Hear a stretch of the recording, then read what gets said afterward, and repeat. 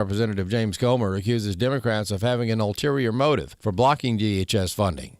The truth of the matter is the Democrats want to disrupt the economy as much as they can because they know the number one issue in the election is the economy. Various organizations are throwing their support behind a bill to end dangerous, unethical practices by abortion pill providers. Chris Woodward has more. The Clean Water for All Life Act is from Illinois Representative Mary Miller. It would amend Title 18 of the United States Code to prohibit chemical abortions conducted without the physical presence of a healthcare provider and establishes safeguards to ensure proper medical oversight and responsible disposal of abortion-related medical waste. Supporting organizations include American Principles Project, Family Research Council, Concerned Women for America, and Students for Life, where Kristen Hawkins is president. This is the most innovative attack on abortion that the pro-life movement has engineered since the fall of Roe versus Wade. And I don't say that lightly. This is critical because when we've been talking with legislators, with administration officials, everyone agrees that we have to do something about chemical abortion pills, a leading cause of infant death in our country. But then the excuses start. Well, we can't do this because we won't get the majority of Americans to support it, or this is very hard, this is bureaucracy. This bill is easy. It doesn't matter if you're pro-life or pro-choice.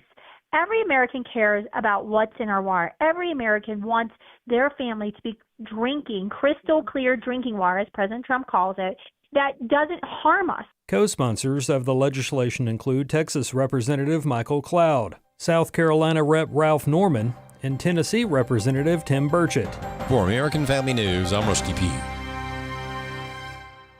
At Wesley Biblical Seminary, we believe God is raising up a movement across our nation and around the world who hold fast to the inerrancy of Scripture and the hope of holiness. We do this through bachelor's, master's, and doctoral degrees, certificate programs, and even training for lay people. So whatever your next step is in being equipped for ministry, we're here for you. And if you believe these are the kind of pastors we need leading churches in the future, we invite you to think about giving to Wesley Biblical Seminary. Learn more about us at wbs.edu. Welcome to Today's Issues, offering a Christian response to the issues of the day. Here's your host, Tim Wildmon, President of the American Family Association.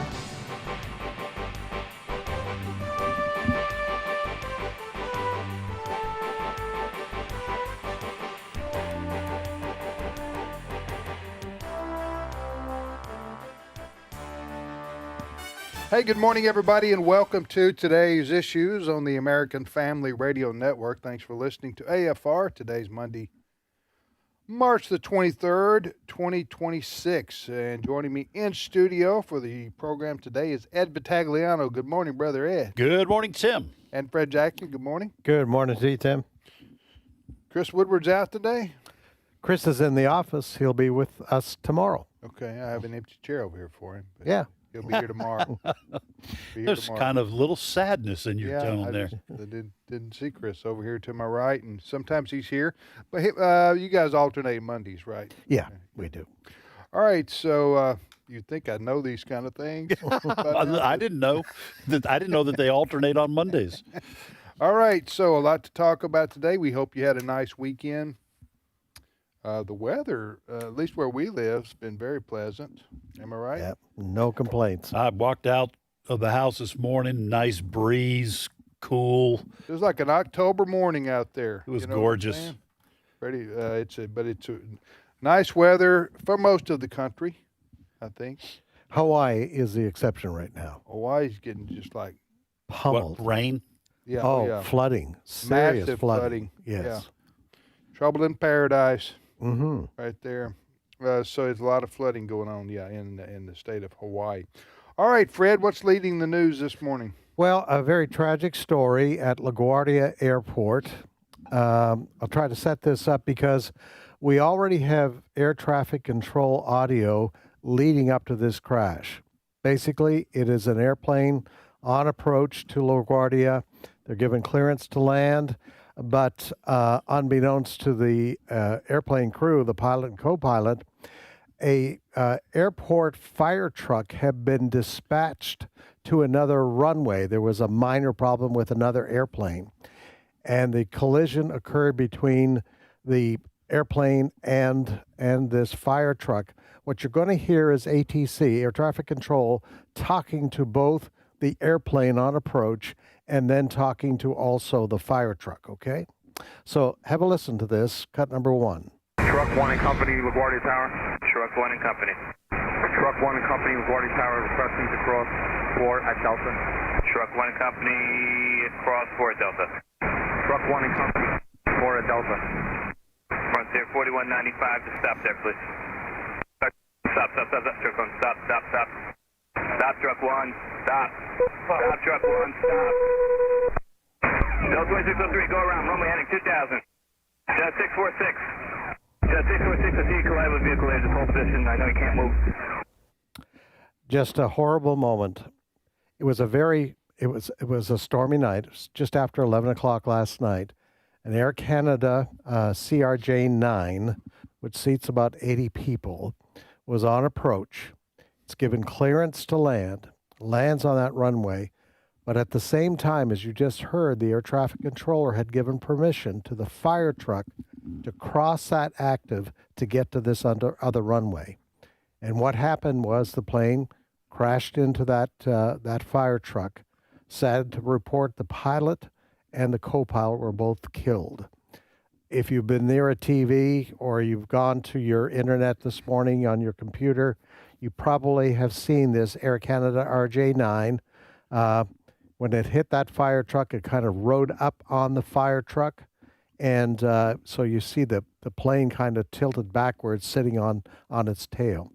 So there were about 50 people aboard the airplane who were injured. Most of those have been released from the hospital, but there are some who are still in fairly critical condition. A little later on this morning, Fox had released a audio of the air traffic controller talking to another pilot, and the air traffic controller says, "I messed up."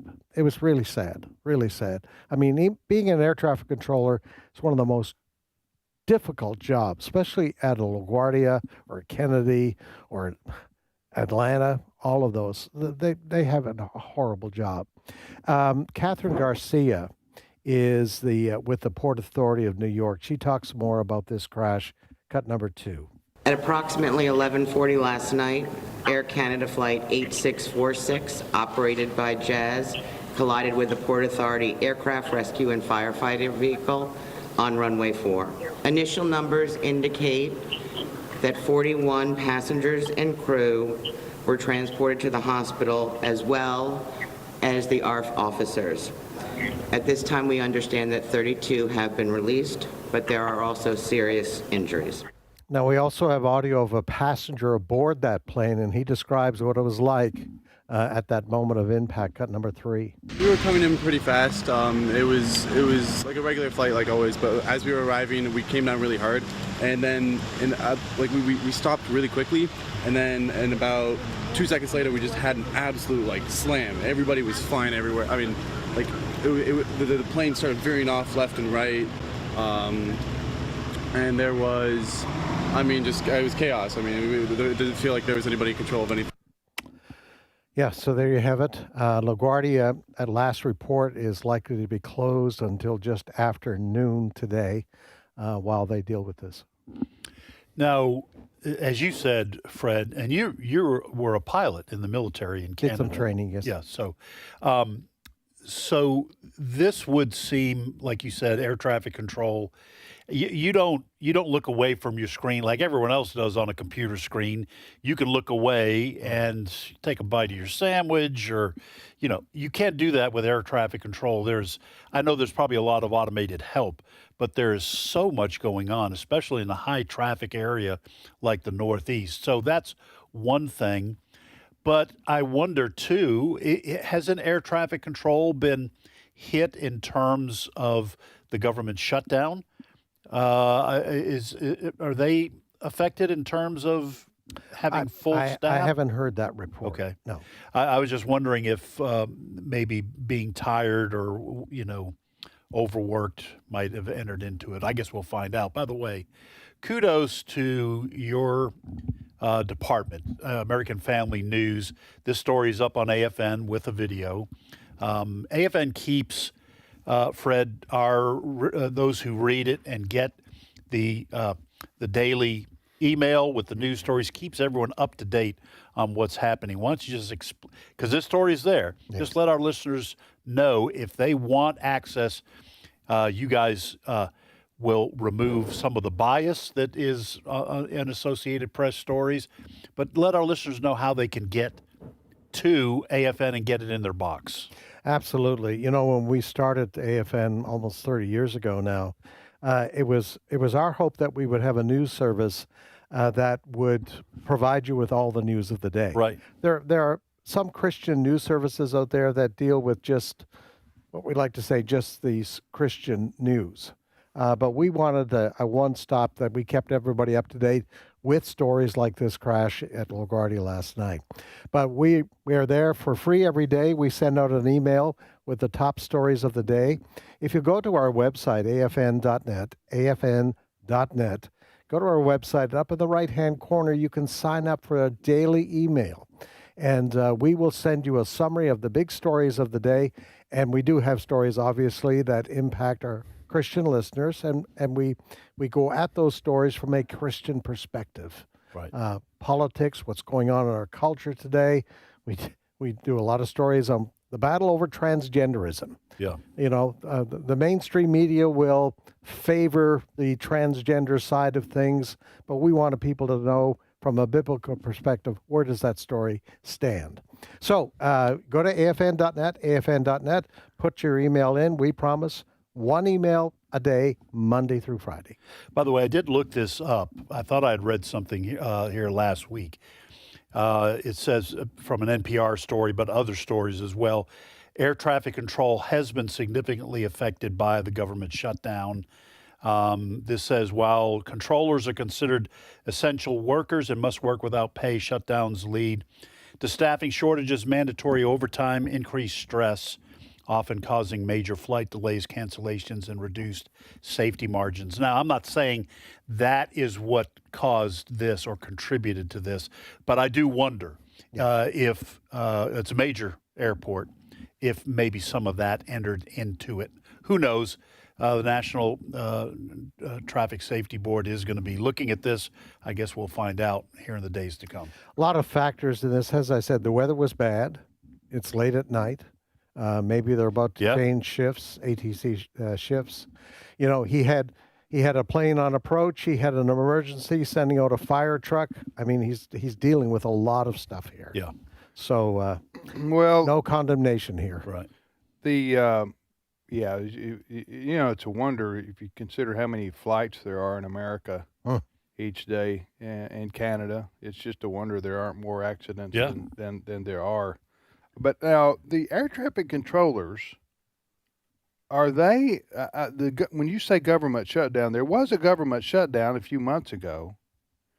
The government is open and being paid for today, except for the Department of Homeland Security. So, but the air traffic controllers, they don't fall under that department, do they? They don't. No, not Department of Homeland Security, I don't think. Yeah. So what I'm saying is there's no government shutdown that relates to them, except there was a few months ago when everything was shut down. You understand what I'm saying? Yeah. But that's no longer relevant to the air traffic controllers. It is. Well, it is to TSA. Yeah. Yeah. All right. You know, whenever we talk about air traffic, I invite people to go to Flight Aware. Yeah. If you want a picture of what's happening right now, in terms of how many flights are how many airplanes are in the air going every different direction. Yeah, I don't need to know that. I fly a lot, and I really don't need to. I look out my window and see other planes. Yeah, that's close enough. That is pretty cool. Yeah. By the way, and I'm going to ask an elementary question, and I should know the answer to this, but I think I do.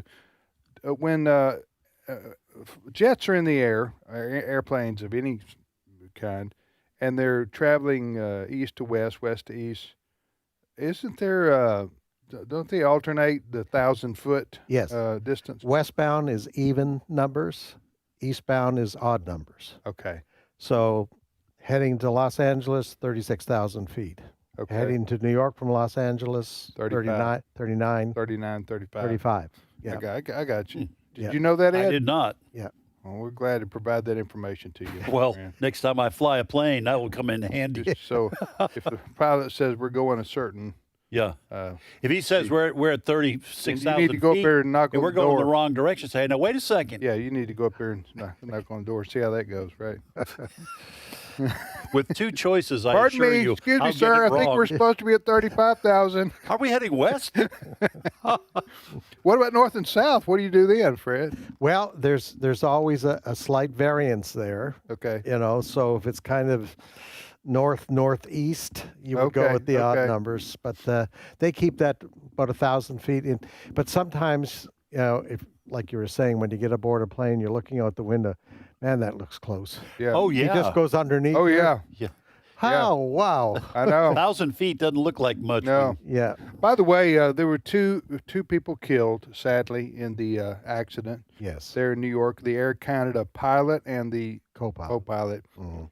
It could have been, that's tragic enough. It could have been a lot worse. Yes. It could have had all the passengers killed in something like that situation. But and a few of them are hospitalized, and some of them have Serious injuries. serious injuries. But that's LaGuardia Airport in New York City. LaGuardia Airport in New York City basically handles probably 50%, 60%. I'm just guessing of the domestic air traffic into New York City. Right. Newark Airport also handles a lot of the domestic traffic into the city. JFK is basically for international flights. There are some, domestic flights, but basically that's an international airport. I don't think there are any international flights in LaGuardia, with the exception of Canadian flights coming in. I would guess that would be the case. Maybe Mexico. All right, you're listening to today's issues on the American Family Radio Network. Well, President Trump is making news, He and is. he doesn't make news very often, but he's usually a low-key guy. But now he's saying that the war with Iran will be settled in 5 days if, quote, all goes well, end quote, if everything goes well. What's going on here, Fred? Well, some of our folks may have heard on the weekend, President Trump set a 48-hour deadline for the Iranians to secure passage for all ships going through the Strait of Hormuz. Right. He said, if you don't do that, Iran, we're going to start blowing up your power plants. Right. All right? Which would leave the country of 91 million people without any power. So we heard this morning, by way of President Trump on Truth Social, that apparently some talks aimed at settling the whole war took place during the weekend. And as a result of those talks going on, President Trump announcing this morning, okay, I am going to hold off on my threat to start bombing. And so, needless to say, when the president was getting set to leave Florida this morning, he's heading to Memphis, Tennessee today, he talked to reporters about all of this, and he added quite a few details as to what happened on the weekend with these talks. Cut number 8. We have had very, very strong talks. We'll see where they lead. We have major points of agreement. I would say almost all points of agreement. Perhaps that hasn't been conveyed. The communication, as you know, has been blown to pieces. They're unable to talk to each other. But we've had very strong talks. Mr. Witkoff and Mr. Kushner had them. They went, I would say, perfectly. I would say that if they carry through with that, it'll end that problem, that conflict. And I think it'll end it very, very substantially. We have very much in mind our partners in the Middle East. We've had great relationships with a lot of them, as you know. A lot of them were surprisingly hit, and I was surprised to see it, and so was everyone else. But we have, they're very much in mind in the discussions. So the discussions took place yesterday. They went into yesterday evening. They want very much to make a deal. We'd like to make a deal too. We're going to get together today by probably phone because it's very hard to find a country. It's very hard for them to get out, I guess. But we'll at some point very, very soon meet. We're doing a 5-day period. We'll see how that goes. And if it goes well, we're going to end up with settling this. Otherwise, we'll just keep bombing our little hearts out. I'm sorry, what? Just keep bombing our little hearts out. Well, listen, President Trump. He just has a way with words. He does have a way with words. Yeah. I just a couple of things here. Yeah. Okay. First of all, President Trump is the most optimistic person I've ever watched from afar. He just always believes in what he's doing, and he believes this is going to work out. Okay.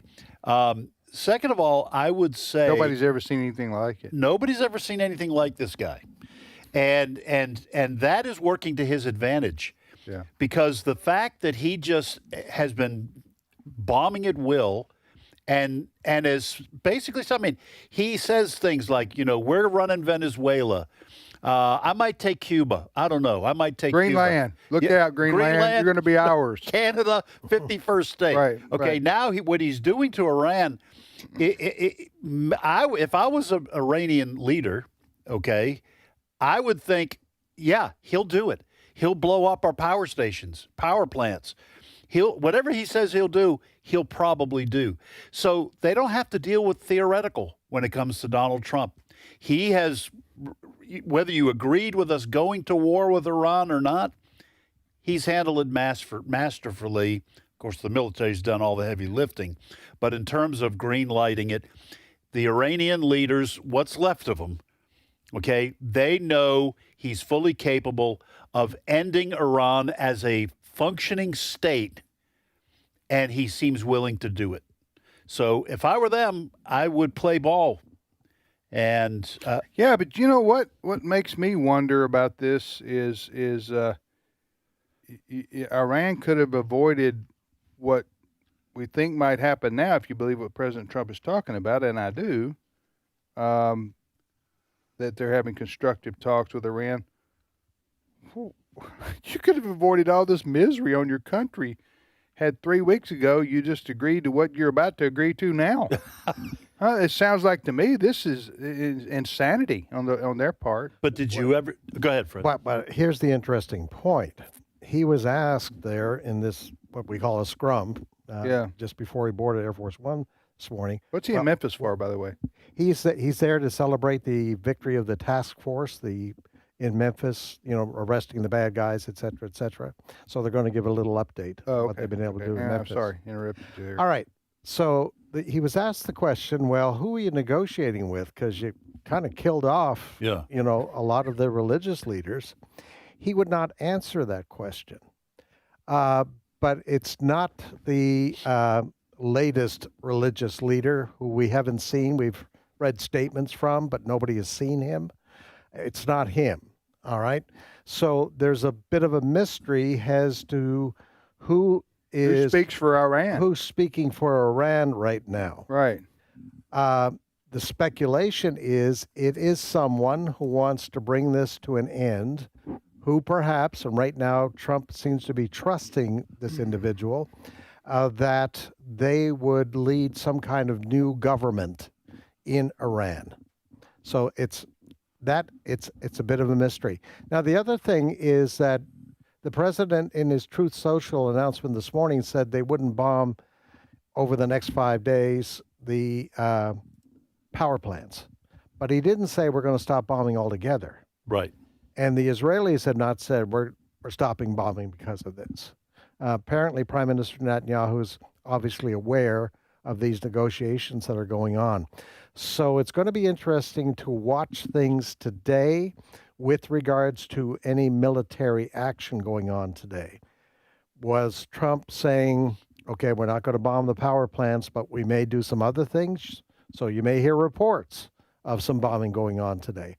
That's not clear yet. Because President Trump, in ordering Iran to clear the Straits of Hormuz, gave them 48 hours. Yes. And that deadline was originally supposed to expire tonight. Correct. But now he has given an extension while these talks supposedly are going on, right? That's where we are right now. All right. Yeah. Well, hopefully this all ends in the next few days. By this all, I mean the war, and Iran surrenders and says, please stop. So, I don't know if they'll say please stop, but it's some kind of surrender to the U.S. and to Israel because, but I hate to be skeptical, but I do believe President Trump is telling the truth when he says they are negotiating with Iran, but yeah. I don't know. These people, by these people, I mean the Iranian Ayatollah, they're like, excuse the expression, hell-bent on forcing their ideology on everybody who disagrees with them. And they have, they're still launching weapons right now, missiles right now. Of course, we are too. Yeah. But, I guess I'm having a hard time envisioning Iran saying, you know what? We apologize to the people of America. You're not the great Satan. Well, they're not going to do that. And okay. Yeah. Well, I got a little carried away there with my antics. I'll just say I can't imagine them saying we were for ceasing war with Israel and anybody else, America and anybody else. We're going to stop it. And we're not going to initiate that. And we're not going to try to build back our nukes. Yeah. I want to see them say that. That would be an amazing accomplishment. Yeah. We'll be back momentarily. Stay with us.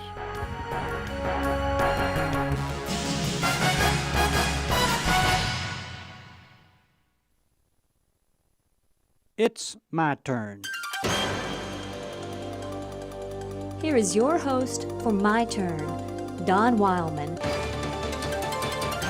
There's a man in the New Testament who is surely one of the most overlooked and under-recognized characters in the Bible. His name is Barnabas. What kind of person was he? Well, we're told that when the young, struggling church at Jerusalem needed financial help, he sold his property and gave the income to the church. We're told also that on another occasion he and Paul took an offering at the church in Antioch and carried it to Jerusalem to help those left needy because of a famine. Not only did Barnabas help with the financial needs of the people, but he helped them in other ways as well. When the church at Antioch needed more leadership, Barnabas went to Tarsus and persuaded Paul to return with him and help. But there's another quality that Barnabas had that even overshadowed those. After Paul had been converted to the Christian faith and wanted desperately to meet with the Christian leaders in Jerusalem, they refused to see him. They were suspicious of him, afraid he might still be seeking to do them harm. Paul searched in vain to get someone to take him to the church leaders, but no one dared take the chance. No one, that is, but Barnabas. Barnabas risked his all, his reputation, and even, probably and possibly, his life, when he volunteered to introduce Paul to the church leaders. Barnabas reasoned that you should not hold a man's past against him when he had had a change in heart.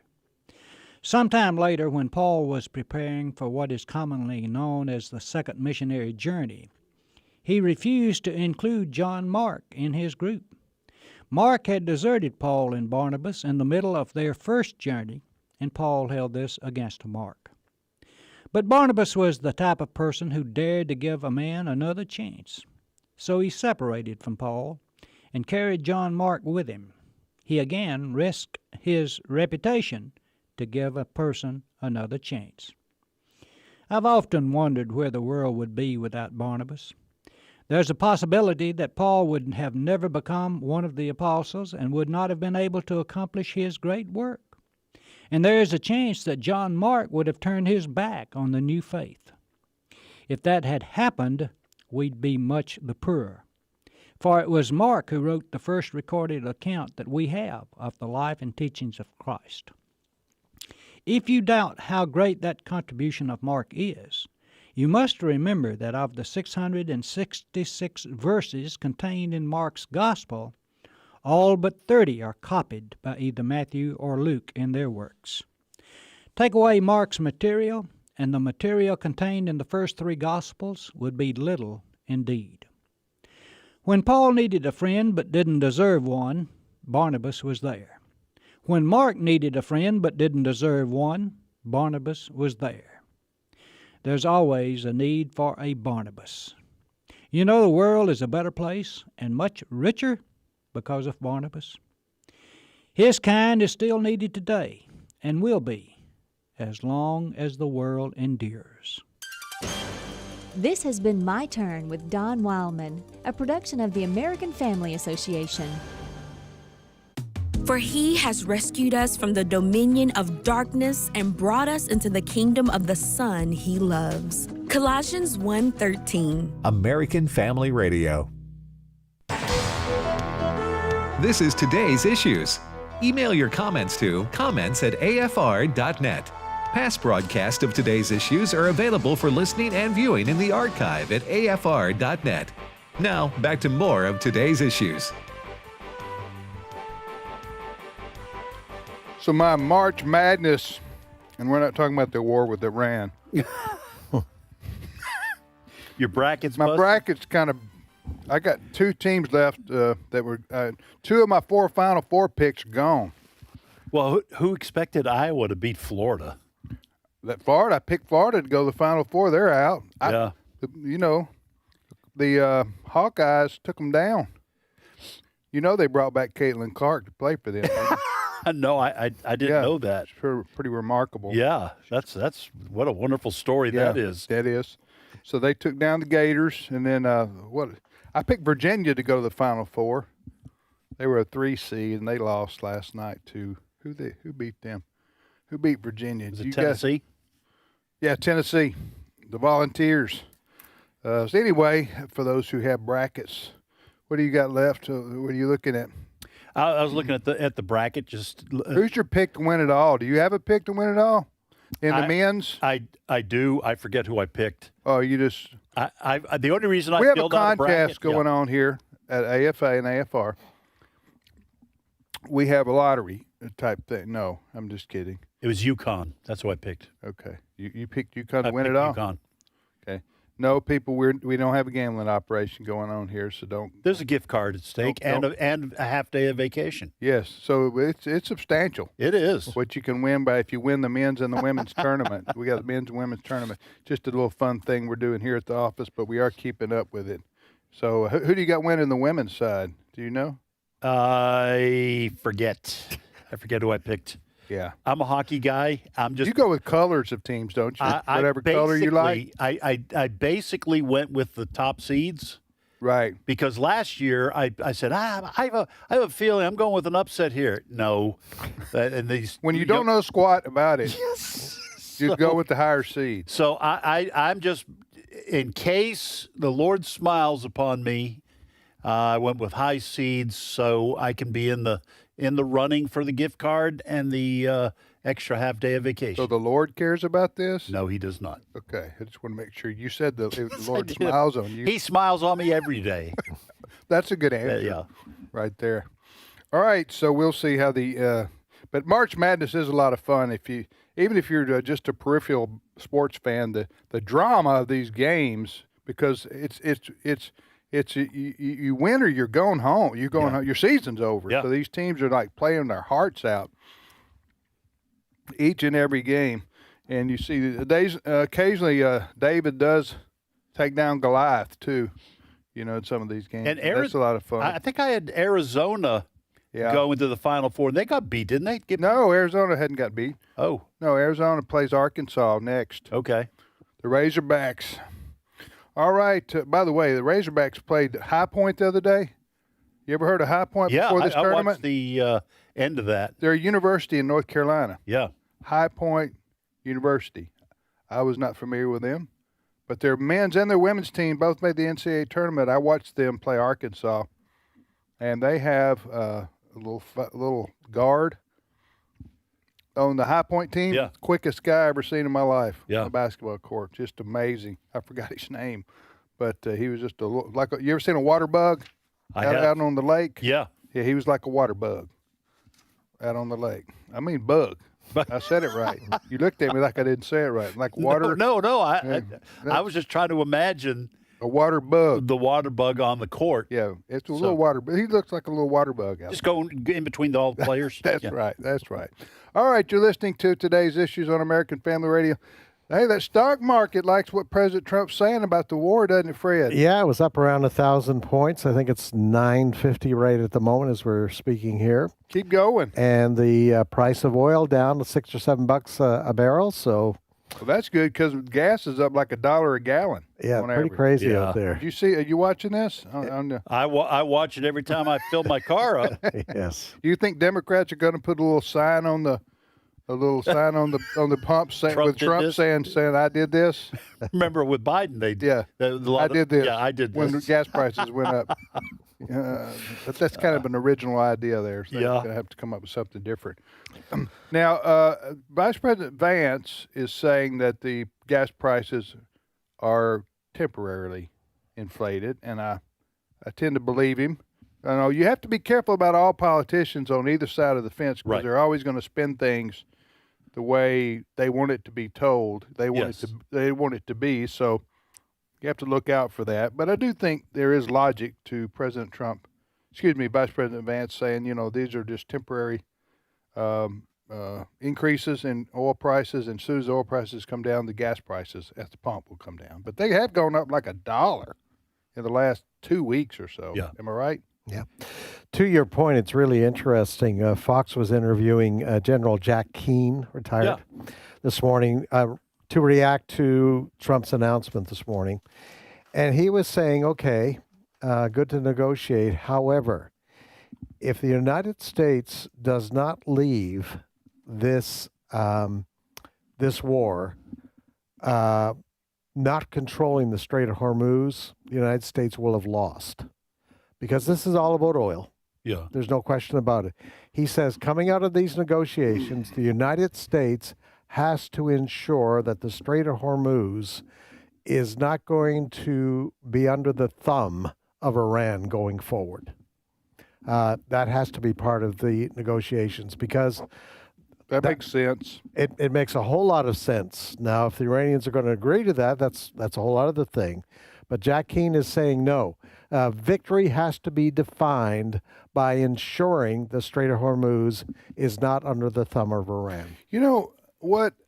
Okay, if you look at the map over there, you got Iran on one side, the Strait of Hormuz it divides Iran into. Is it Saudi Arabia?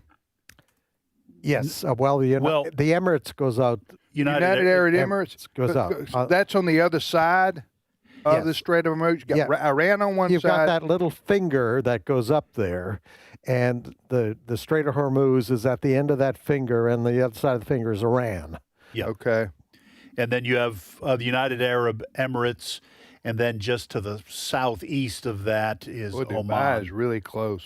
Yeah. Dubai, I didn't realize how close Dubai was to Iran. Yeah. Well, and it's basically right there. It's kind of very close to the. But that's the only way out for ships coming from going to where? Persian Gulf back out to eventually the Indian Ocean. Yes. Okay. So they have to go, and it's 20 miles at its narrowest point. Yeah, is what I've read across the Gulf of way. Oman.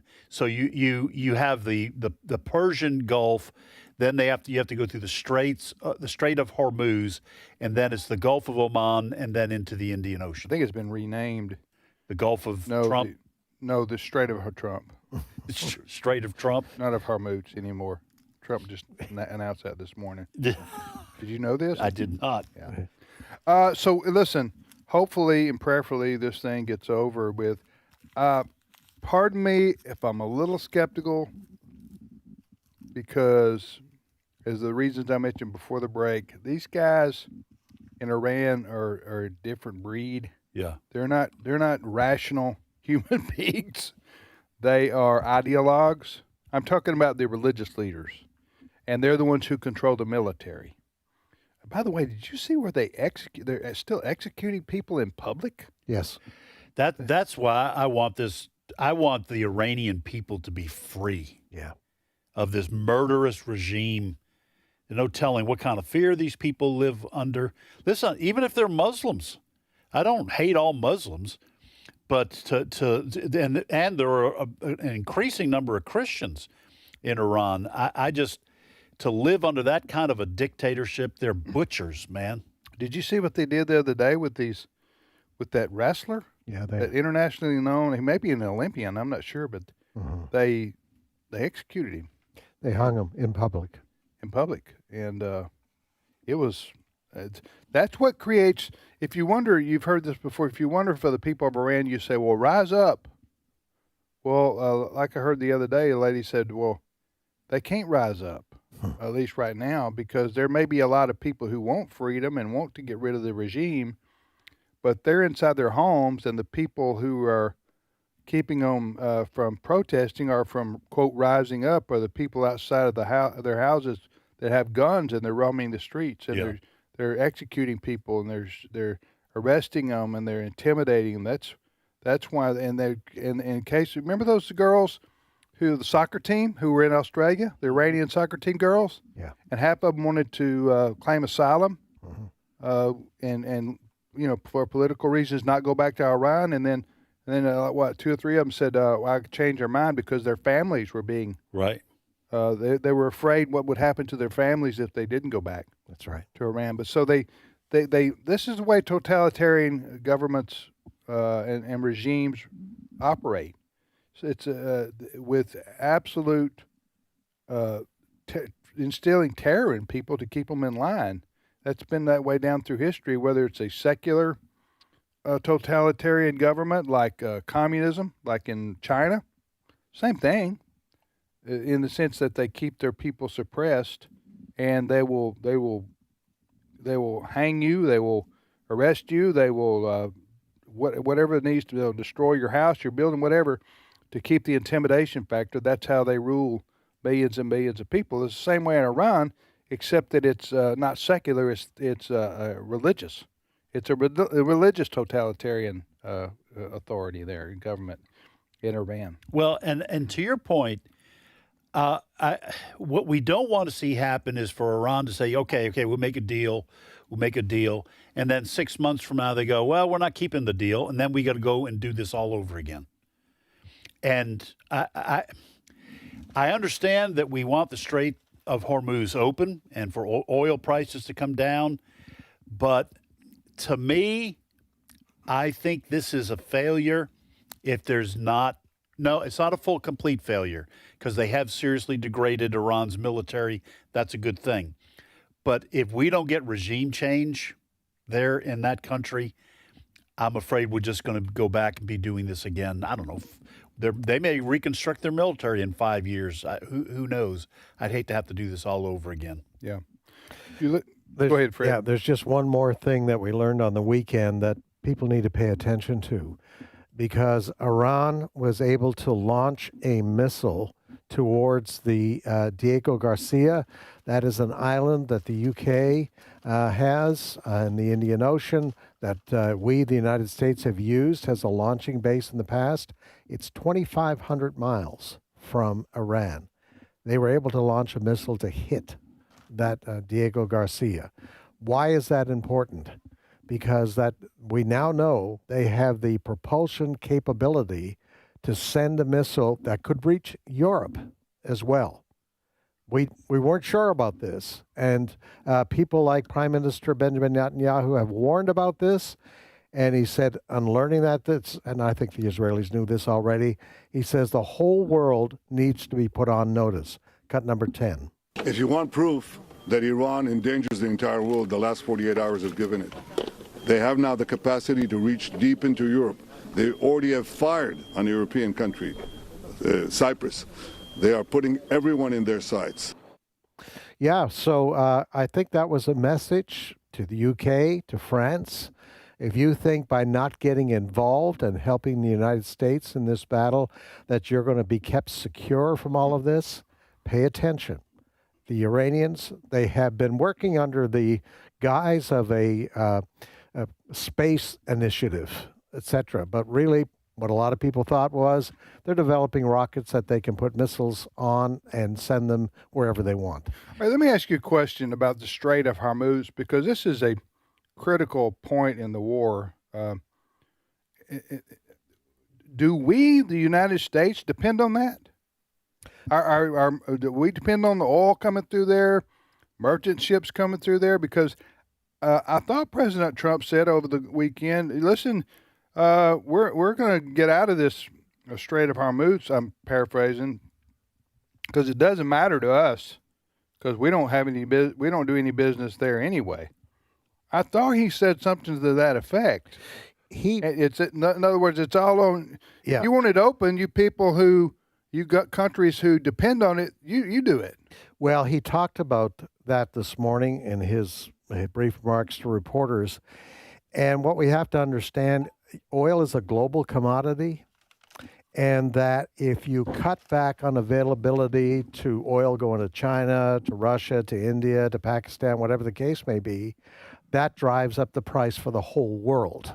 Because they've got to buy it from somebody else. Yes. Who has been selling it to country X. Yeah. And then they say, oh, well, the price just went up because we have other. Yes. It's the old supply and demand thing.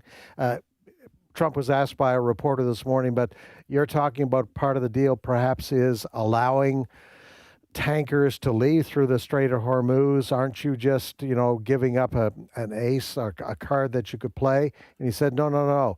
We want that oil going to China, and we want it going all of these other places because that will help bring the price down for American consumers as well. Okay. All right. You're listening to today's issues on American Family Radio.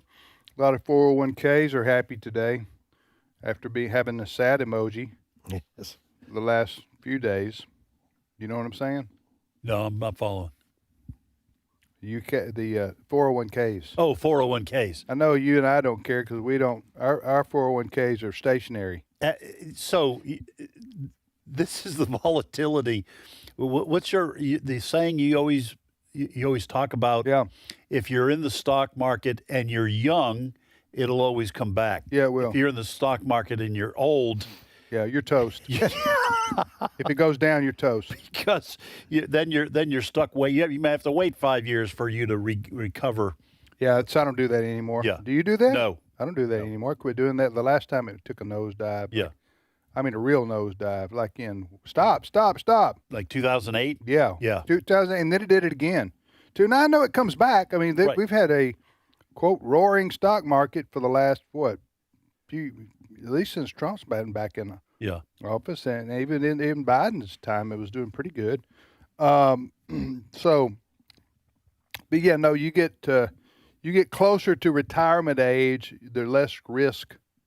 You're ready. You can handle that. Most people say, yeah, I'm not going to do that. Not going to put it there. It can just sit there. Yeah. And have a little small, but not put it where it can, stock market can wipe out your. I do look forward to gas prices plummeting. Do you? In the next day, because that's the way they go up. They skyrocket when there's, like when we were talking about the first blows being exchanged with this war with Iran. Man, they went up 50 cents almost like over the weekend because the gas stations are having to speculate on what the price of oil will be that they'll buy when they have to fill up the gas tanks. So we'll see if it works the opposite. Well, if the world ever runs out of oil, we're all in trouble, aren't we? We're gonna go back to bike riding and hiking and walking and. No? I'm not. Okay. I just stay at my house. Okay. Well, I'll send my wife. She can get on her bike and go to the grocery that's store. what I'm talking about. Yeah. You're the man of the house. That's right. I guess someone's got to protect it. So send your wife out, right? All right, Fred, what's next? Speaking of protection, you probably have seen the stories over the last several days, airports with TS guys not being paid, guys and women not being paid. A lot of them. It's because the Democrats have shut it down. That's right. Democrats have shut funding down for the Department of Homeland Security. Yes. And TSA, more and more TSA officers are saying, okay, you're not paying me, I'm not coming to work. Can't blame them.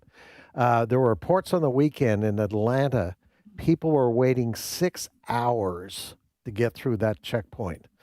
Now, 6 hours. 6 hours. By the time you get there, your flight has gone. So the irritation level going up and up and up.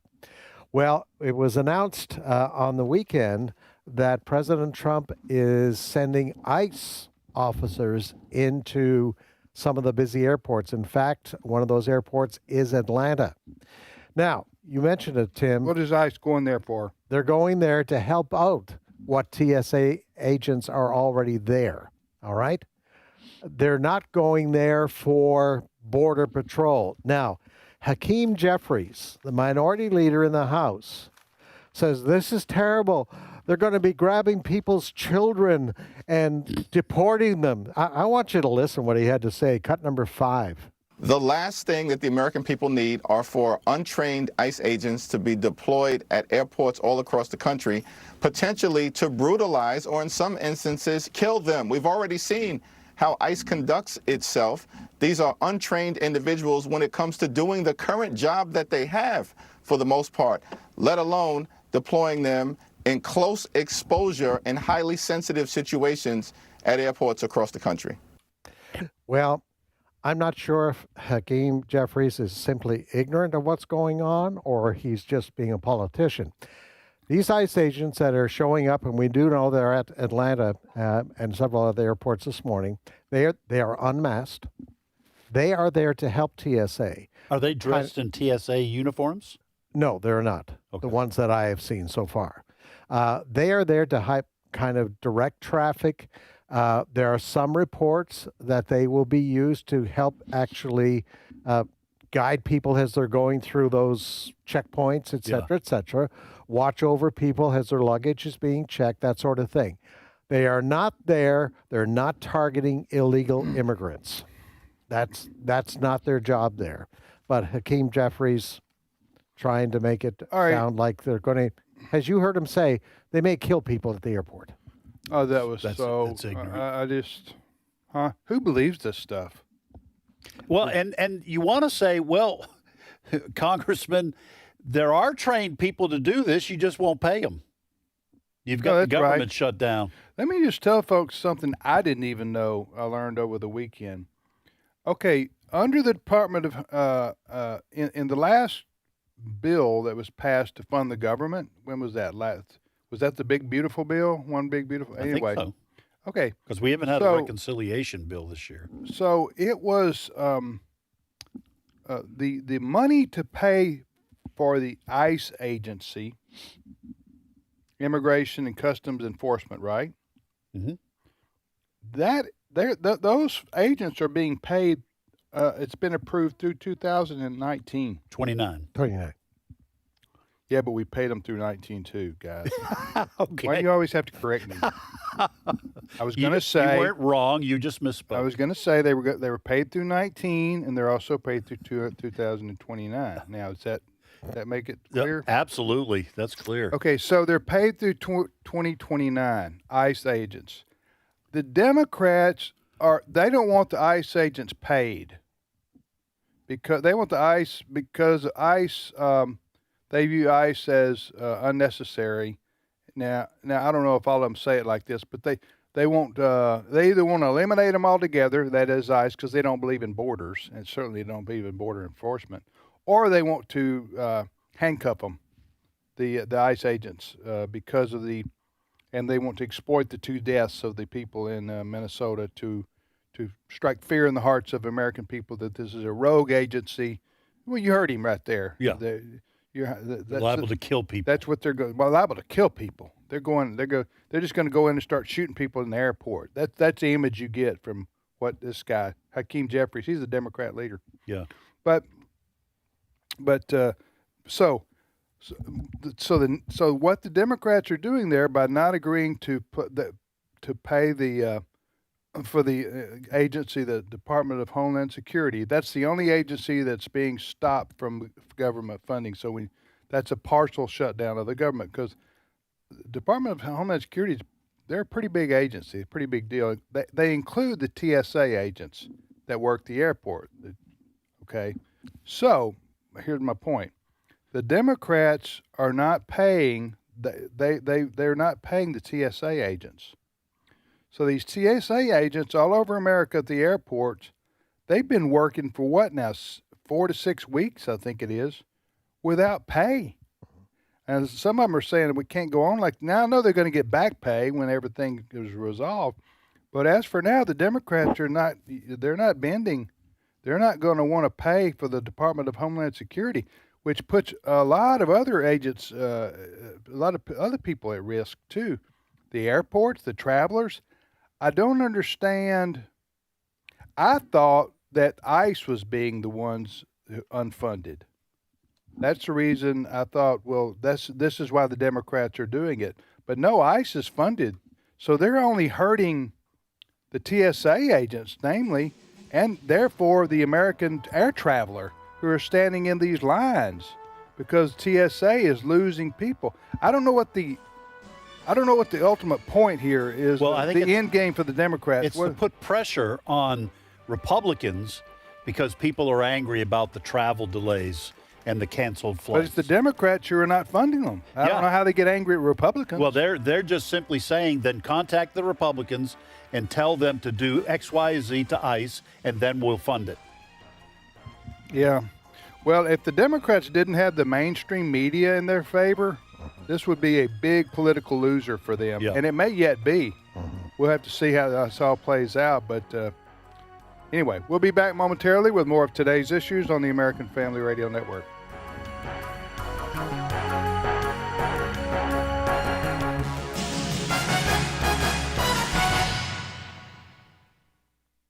The views and opinions expressed in this broadcast may not necessarily reflect those of the American Family Association or American Family Radio. Faith, family, freedom. American Family Radio. Their investment is only for Donald Trump. It's not for the Republican Party. And I think this is another thing that we as conservatives have failed to do during the entire arc of the Trump era is actually take the Trump voters and convert them into genuine conservatives. Start your weekdays with insight from Jenna Ellis in the morning, 7 o'clock Central Time on American Family Radio. This is American Family Radio, a listener-supported ministry of the American Family Association.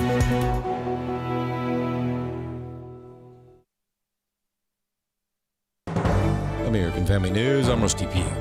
President Trump says planned U.S. strikes on Iranian power plants are on hold for 5 days following what he says are very good and productive conversations with Iran, even though Iran is denying those talks ever happened. Lucas Tomlinson reports from Dubai. Over the weekend, President Trump had given Iran a 48-hour deadline that was set to expire at 7:44 p.m. Eastern Time.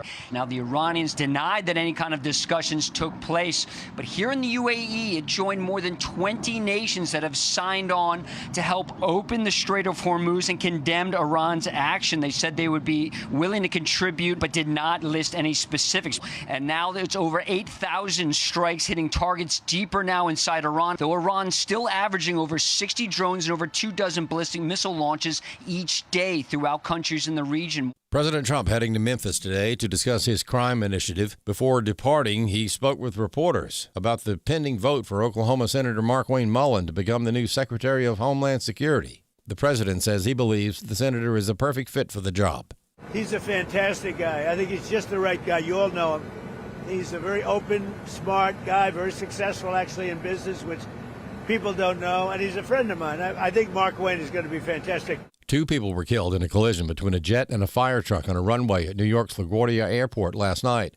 Former NTSB investigator Alan Deal says it will take a while to sort this all out. Everybody's trying to do their job, but somehow the timing got off, okay? Now, whether or not this was because of some sort of distraction, this is what the NTSB will have to sort out over the next days and weeks. ICE agents are being deployed to airports this morning as travelers are forced to wait hours as TSA workers call out sick as the DHS funding stalemate continues. Madison Scarpino is in Atlanta, where ICE agents have already arrived. We've already seen ICE agents out here helping out with line management, crowd control, just like Borders Czar Tom Homan said they would. And this is all in part to help alleviate these astronomical lines that we've been seeing here in Atlanta and at other major airports across the country. People are waiting in these TSA lines for hours, a lot of people missing their flights. So I want to give you guys the perspective of a traveler. This is Janet. Janet, tell us a little bit about how long you've been waiting in line and what you think about all of this. We have been in line since 5:30 this morning. We drove up to Atlanta from South Georgia. We left about 3 o'clock this morning. Congress needs to get to work, get it done. The American people don't deserve this. TSA needs to get paid. This is ridiculous. And, you know, of course, this is all happening because, as you just mentioned, TSA workers, they're getting $0 paychecks right now. And that's part of the reason why that ICE agents are now here helping them out, trying to make these lines shorter. A national defense analyst says he has seen little evidence that Iran's exiled crown prince has a significant enough following among Iran's 93 million population to lead the country. Reza Pahlavi announced that he is ready to lead Iran's transition, quote, as soon as the Islamic Republic falls. Pahlavi, who is a son of the late Shah Mohammad Reza Pahlavi, announced that he has been working in recent months to develop a transition plan should the Iranian regime collapse in order to ensure the country does not experience a disruption in governance. Pahlavi said in a social media post in Farsi that, quote, capable individuals have been identified both inside and outside Iran to lead what he called a transitional system. But Pahlavi has lived in exile since the 1979 Islamic Revolution toppled Iran's monarchy and established the Islamic Republic, and many question whether he would have the support of the Iranian people. Bob McGinnis is a national defense analyst and president of McGinnis Strategies, LLC. Yeah, I don't see that he has a significant following among the 93 million Iranians. Certainly, I would argue that MEK and NCRI more of a following inside Iran, but I'm just not aware of that, and he has yet to articulate that to convince anyone. That's in part why Trump and his senior officials in state have not met with the Crown Prince. He has a title, but it doesn't really mean much unless you can cause things to happen inside. I'm Chad Groening. For American Family News, I'm Rusty Pugh. Looking to take the next step in your education? Blue Mountain Christian University offers graduate degree programs designed for working adults who want to grow professionally and personally. With graduate studies in business, education, and kinesiology, BMCU combines academic excellence with a Christian worldview. With flexible and hybrid formats and supportive faculty, you can pursue a graduate degree while balancing work, family, and calling. Learn more at bmc.edu. Today's Issues continues on AFR with your host, Tim Wildmon, president of the American Family Association.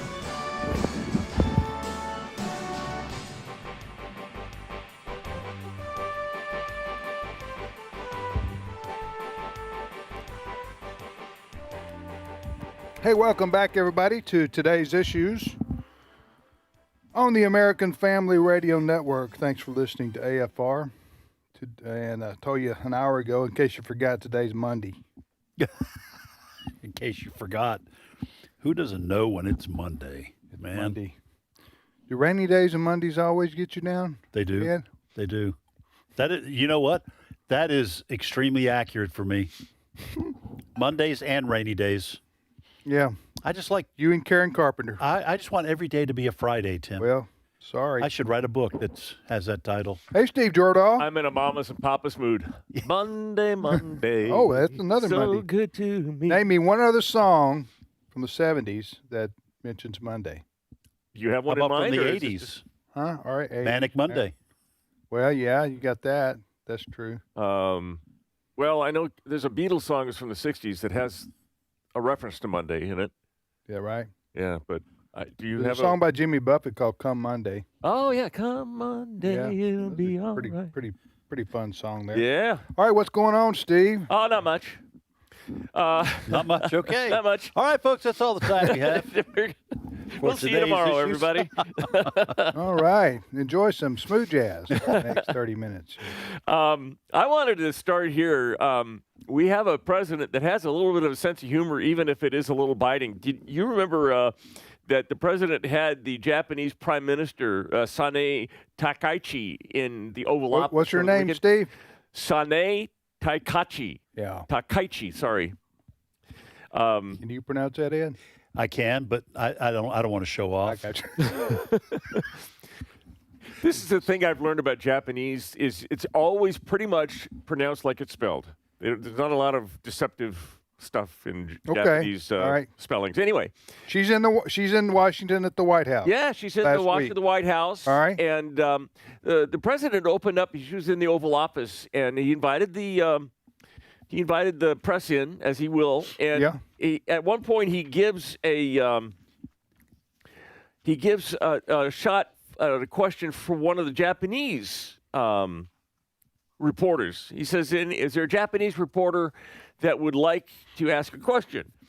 And you'll hear the question, but in case it's a little low, the Japanese reporter says, we're wondering why you didn't give your allies like Japan a heads up that you're going to do this attack on Iran. Okay. Listen to his answer, cut 16. Why didn't you tell U.S. allies in Europe and Asia, like Japan, about the war before attacking Iran? So we are very confused about we Japanese citizens. Well, one thing, you don't want to signal too much. You know, when we go in, we went in very hard, and we didn't tell anybody about it because we wanted surprise. Who knows better about surprise than Japan? Okay, why didn't you tell me about Pearl Harbor? Okay.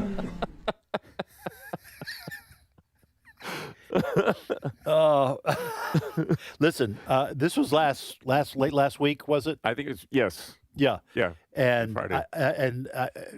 I was hoping we would run that because that's just it is. Is that not is that a top 10 Trump moment?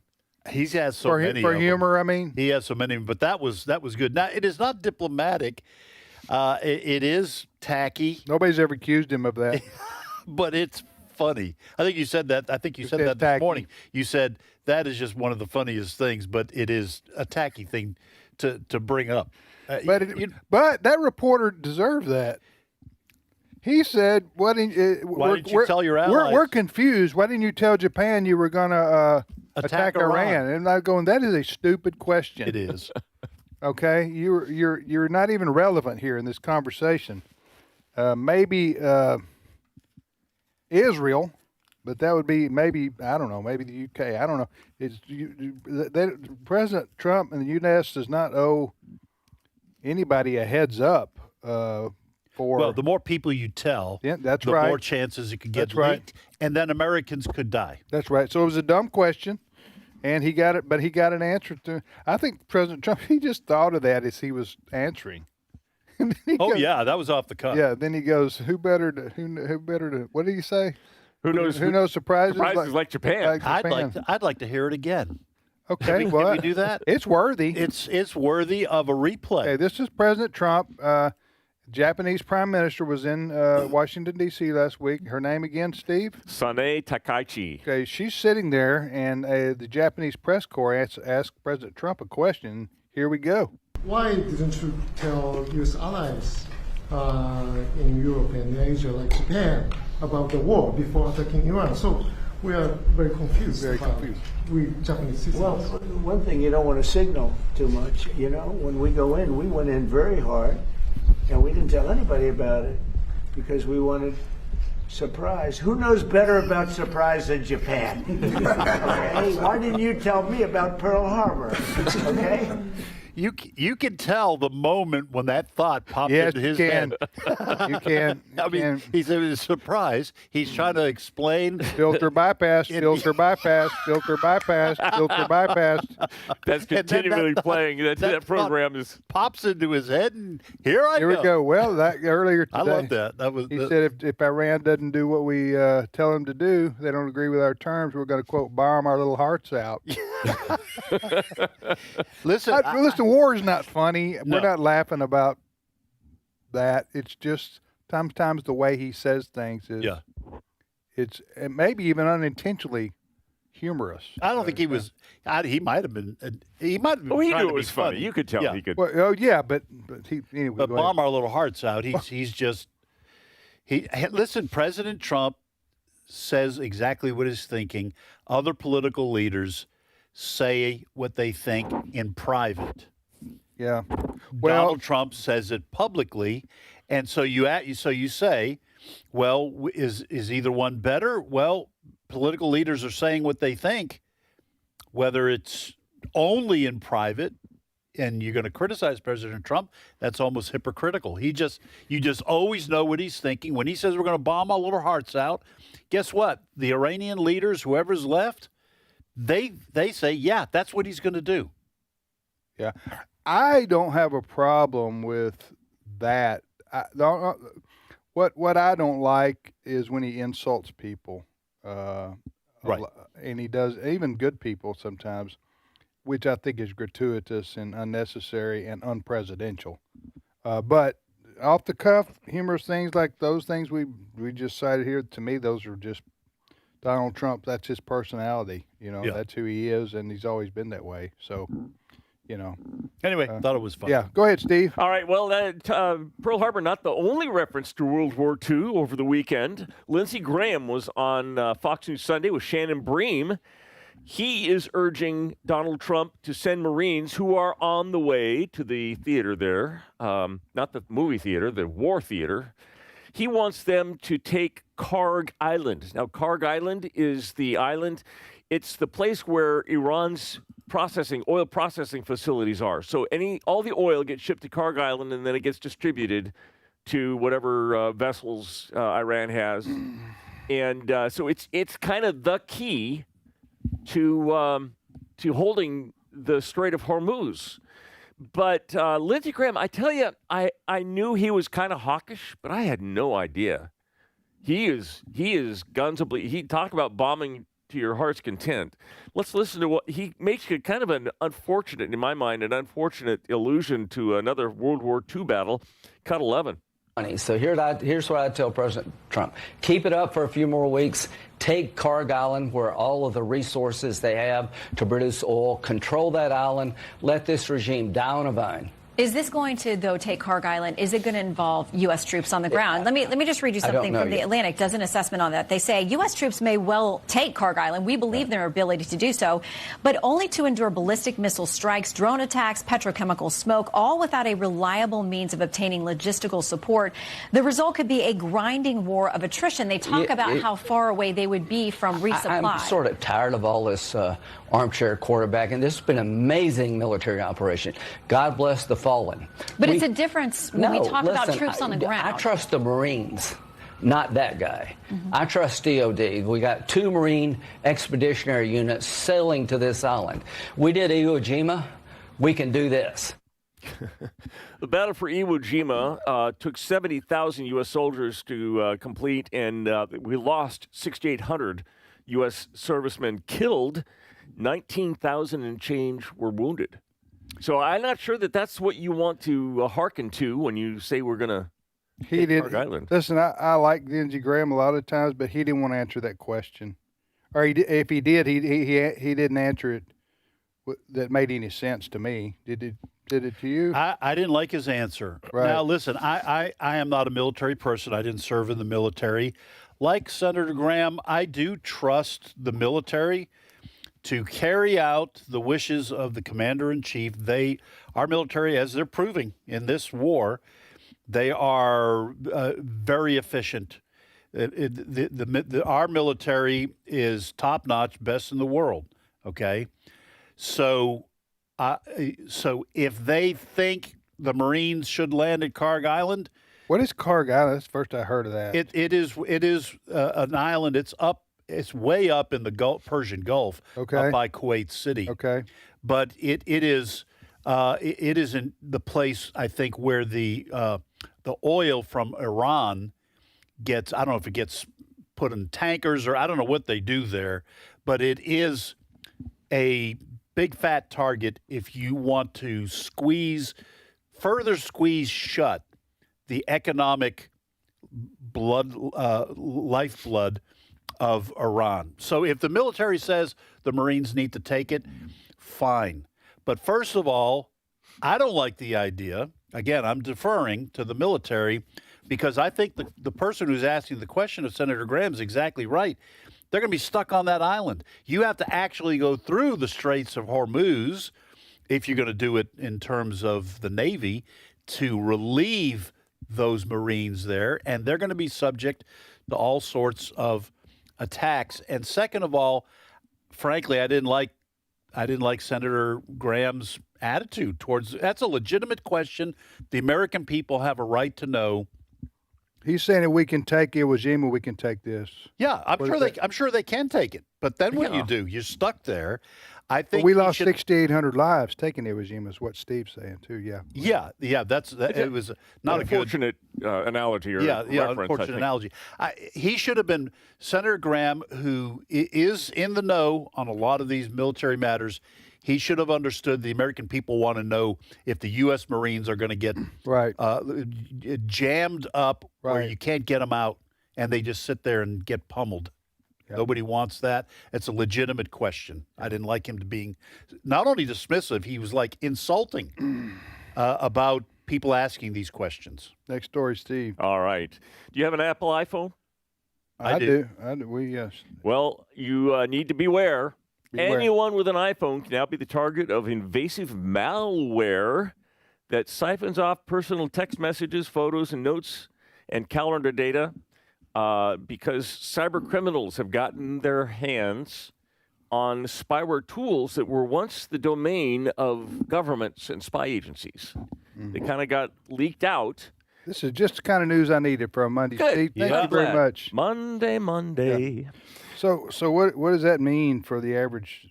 Well, in the one case, this is a software kit, a hacking kit called Karuna, and it was a government case. Now, this has been I've seen their commercials on TV. I think you're thinking Corona. Oh, yeah, my bad. The beer my bad. Yeah. So, yeah. It was taken over by cyber criminals. This isn't an app you can go to the App Store and download, but if you I hope not. If you are a little savvy in hacking, you can get this. Okay. And in the one case that they said that you go to certain hackers deployed Karuna on fake Chinese language crypto and financial platforms, infecting vulnerable iPhones that visited the sites. You didn't even have to download or click anywhere. You just had to visit the site, and your phone would be infected. Well, that's a real concern to me because I spend a lot of time on Chinese cryptocurrencies. Yes. Okay, so this is a serious thing, though. Yeah. So this is a serious well, you thing. need to keep your iPhone updated. Yes. As the main thing. They have software updates. iPhone does. They do. And I was just checking. So you need to keep your pay attention to that. Your software updates, and that's what they're. Now I've seen a lot of these stories, and a lot of them are just scare stories. Well, it works with me. It works. But I mean, people.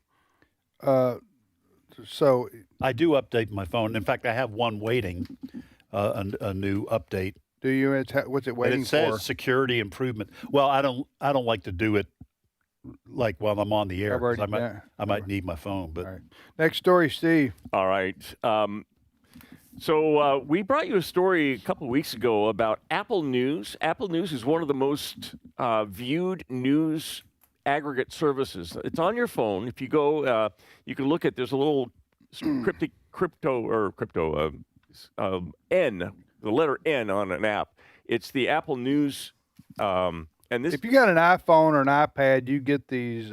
Apple News. They send you these alerts. It's automatically. Yeah. It's a news site, and it's automatically installed on your Apple phone. It's an aggregate, though. It's not a news service per se. Right. They link to other news services, and this has been the issue is that they were caught. This would be Media Research Center.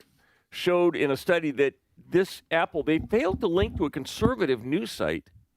At all? At all. At all? Wow. At all. Back. Yahoo pretends. Yeah.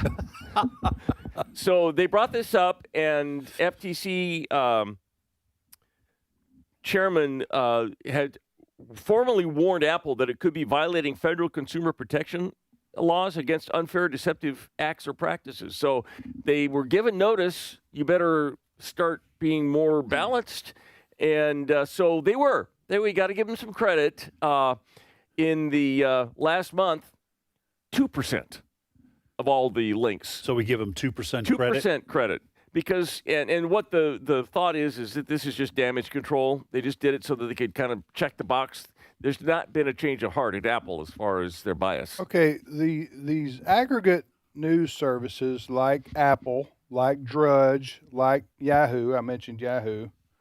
I do visit those at least during the week because I research a lot of the news stories that we would cover here on today's issues. So I usually look at those news services in the evening. But what I've noticed, if you're a consumer of these aggregate news sites, by aggregate I mean they don't provide their own news service; they link to stories. That's right. what I mean by aggregate. So Yahoo, and I know I'm conservative, so I'm kind of I kind of am sensitive to this, but I just I say that to say I haven't done a count, okay, myself to verify my claims here. Right. I'm just going on my observations. It's linked on Yahoo. It's linked 3 liberal links to every one conservative. Yeah. Maybe 4 to 1. They might have a Fox News link, but then there's like 3 HuffPost links. Yeah. Our Salon. They're the Yahoo.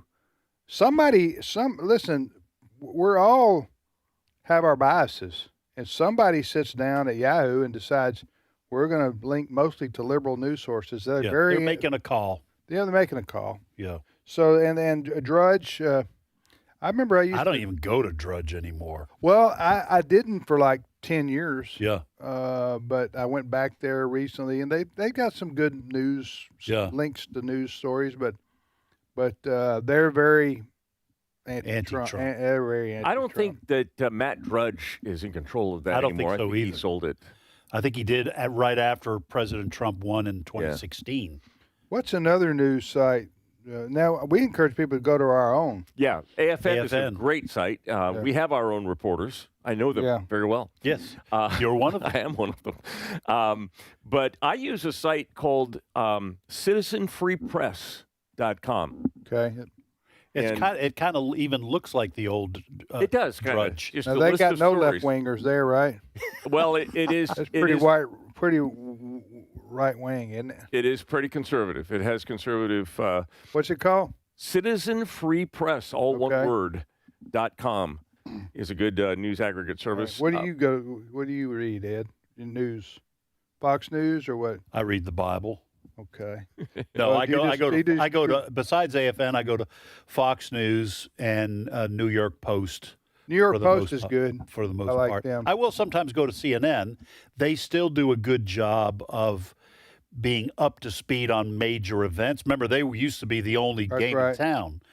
And I do recognize the bias that's. Where do you go for your Boston Bruins news? I just go to Boston. I just Google Boston Bruins. Whatever comes up, and then I'll click through to wherever.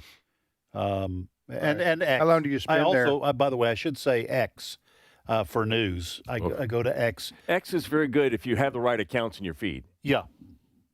It has a lot of what are they calling slop these days? A lot of worthless internet stuff. Yeah. Worthless and internet go together. Yeah, often do, unfortunately. Yeah. For sure. You're listening to today's issues on American Family Radio. We have 4.5 minutes left on this year's show. Yeah. And Steve will bring forth unto us our last and closing news stories. Not everyone in the federal government is a happy camper. During Trump's first, Trump 45, his first administration, he tried to start cleaning out some of the agencies, and he went with Doge. He went kind of full force at the beginning of Trump 47. And he tried to clean out all of the malcontents and those that were using our federal government for like lawfare and is that what Elon Musk was doing? Well, aside from the money that Elon Musk took out, he was also helping, I think, ferret out some of the malcontents. And Trump kind of has other people in there that are doing that, and he kind of knows. But at least one malcontent, at least one holdover was left at HHS, the Department of Health and Human Services. This is Robert Kennedy's department. And someone went in over the weekend and changed their answering machine. So when you called them, and of course no one's going to be there to answer your phone over the weekend, you get a message. Right. Well, there was someone that was playing this message for Senator Joni Ernst, Iowa Senator Joni Ernst. Listen to what it said, cut 14. This is that same number yesterday. Okay. Thanks for calling Domino's Pizza. Can you please hold? Thank you. No. Yeah, that was up yesterday. Yeah. All right. Thank you for calling Domino's Pizza. Okay, so all right, explain. So somebody, a ne'er-do-well in HHS, yes, changed the phone number No, to a the phone Domino's? number's the same, but the answering machine, when you answer, it says, "You've reached HHS, please leave a message." Yeah. They changed it to, "You've reached Domino's." So it's not the real Domino's. No, Okay. you weren't going to get a pizza. This reminds me of what my uncle did one time. True story. His number was one digit different than Pizza Hut delivery. Yeah.